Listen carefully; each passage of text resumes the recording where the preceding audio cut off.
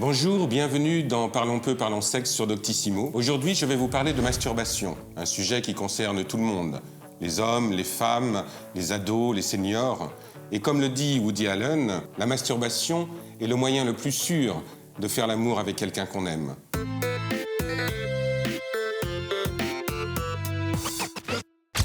Parlons peu, parlons chiffres. À votre avis, combien d'hommes se masturbent régulièrement? 70% ou 90%? 90% des hommes disent se masturber régulièrement. Il est vrai que dans notre société, la masturbation masculine est relativement admise. En ce qui concerne les femmes, le pourcentage est de l'ordre de 60%. Il y a encore quelques décennies, la masturbation féminine était considérée comme étant un sujet tabou. D'ailleurs, dans la Bible, le clitoris de la femme est appelé le dard démoniaque. Une deuxième question, la masturbation rend sourd. Est-ce vrai ou faux? C'est faux, bien entendu. Il y a eu un certain nombre d'idées reçues sur la masturbation dans notre société, et ce jusqu'au 19e siècle. On pensait à cette époque-là que la masturbation pouvait rendre sourd, effectivement, aveugle, provoquer un certain nombre de maladies comme la tuberculose, voire même entraîner la mort. À l'heure actuelle, on sait très bien qu'il n'en est absolument rien. Et d'ailleurs, la masturbation est même préconisée par certains urologues pour pouvoir régler un certain nombre de problèmes liés à la prostate. La masturbation est une pratique que l'on découvre à l'adolescence. L'adolescence est le moment de l'éveil de la sexualité, de la découverte de son corps, de la découverte du plaisir. Il est donc important de pouvoir lui redonner toute sa place dans la vie sexuelle de n'importe quelle personne, homme comme femme.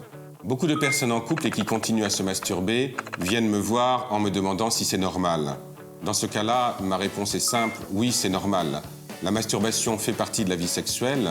Elle donne la possibilité de mieux se connaître, de mieux pouvoir gérer son plaisir et son accès à la jouissance, et donne ainsi la possibilité de pouvoir être beaucoup mieux ensuite avec l'autre.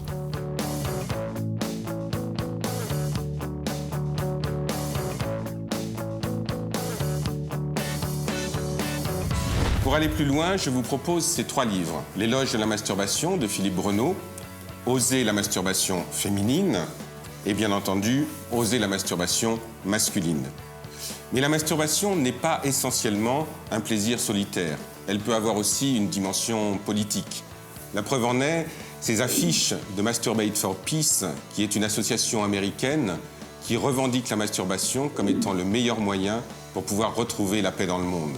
Cette association et d'autres se sont regroupées pour organiser tous les ans un masturbaton. Cela a commencé dans les années 2000. Il s'agit de mettre en place un immense orgasme masturbatoire au niveau planétaire. Le but de ces associations est de redonner son sens à la masturbation et lui redonner, si je puis dire, ses lettres de noblesse. Si le sujet sur la masturbation vous a intéressé, je vous propose de cliquer ici. Vous trouverez sans aucun doute d'autres sujets d'inspiration. Voilà, cette émission est terminée. Je vous rappelle que pour vous abonner, il faut cliquer ici. Moi, je reste seul, mais je vous dis à la semaine prochaine. Au revoir.